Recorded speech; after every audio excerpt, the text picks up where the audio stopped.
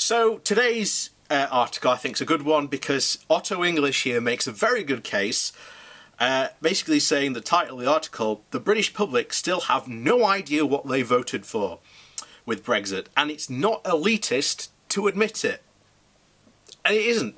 We've been doing this on this channel for years, so we know a lot of people have no idea what they voted for. So, in the run-up to the 2016 EU referendum, I campaigned for Stronger In on the streets of South London. I'd never canvassed before, and it was a disquieting experience. As I trudged through Lewisham handing out flyers, it became horribly apparent that most of the people who I stopped and talked to didn't understand what the hell was going on.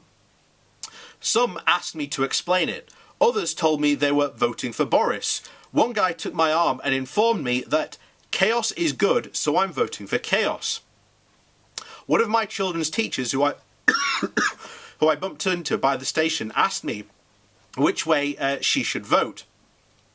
When I told her I was backing Remain, she stared at me blankly and asked if it was in or out. But it was an older woman who engaged me in the market on a busy Saturday afternoon that really made me realise that our cause was doomed. I didn't want to join the EU, she told me. I started to explain that we were already in the EU. The referendum was about leaving it or remaining.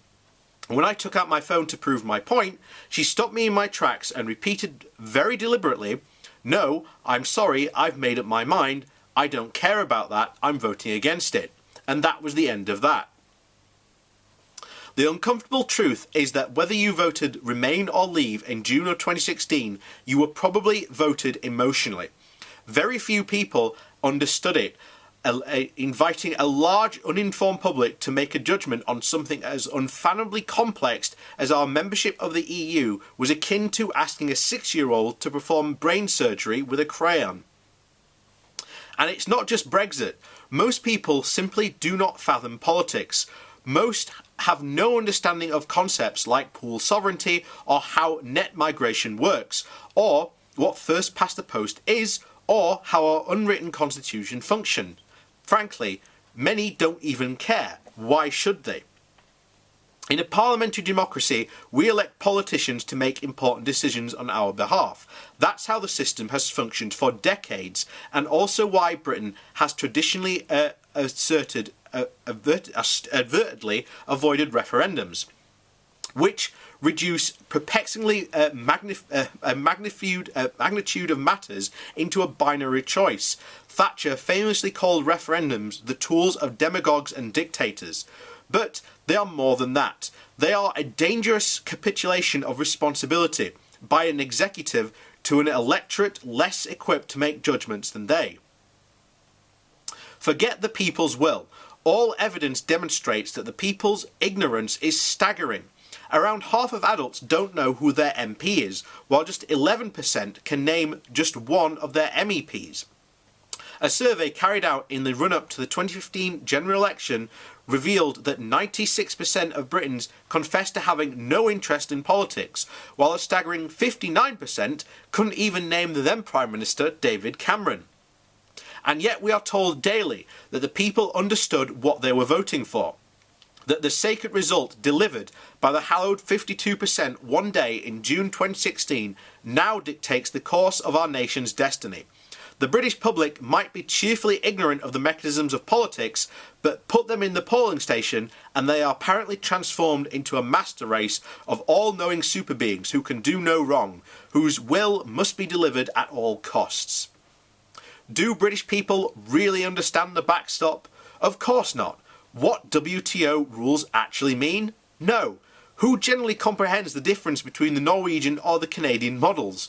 What percentage of British population has actually sat down to read Theresa May's deal, or even the abstract? I certainly haven't. Have you? Say any of this, dare to imply that the majority don't get any of it whatsoever, and you are accused of being an elitist who thinks that people are stupid. This is why nobody in public life dares say it. The people aren't stupid, far from it. They have better things to do than acquaint themselves with the intricacies of the Maastricht Treaty, and by their obliviousness is being absurd. The awful truth is that while most people don't understand what the hell is going on, the lack of knowledge is being used against them by Jacob Rees-Mogg, Farage and friends in the furtherance of their own nebulous cause.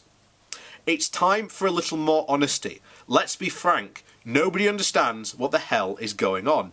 And I couldn't agree more. And we've demonstrated this many times in the comments beneath our channel and just reading through some of the articles we've been through over these past 3 years. So it is not, I agree with Otto English, it is not elitist in any way, shape or form to say no one in the June of 2016 had any idea what they were voting for, let alone what the Leave campaign actually put out when they said we could be anything from Norway to Canada, which back then was an acceptably deal, and that we would leave with a deal. But now Boris Johnson and co are being pushed by a very, very hardcore group of Brexiteers who want a no deal, because to them it fulfills their lifelong dream and ambitions of being able to get rid of all this regulation, and basically so that they can make, and their friends can make, an extra 100 million, essentially. That's what's been going on. That's been Brexit in a nutshell.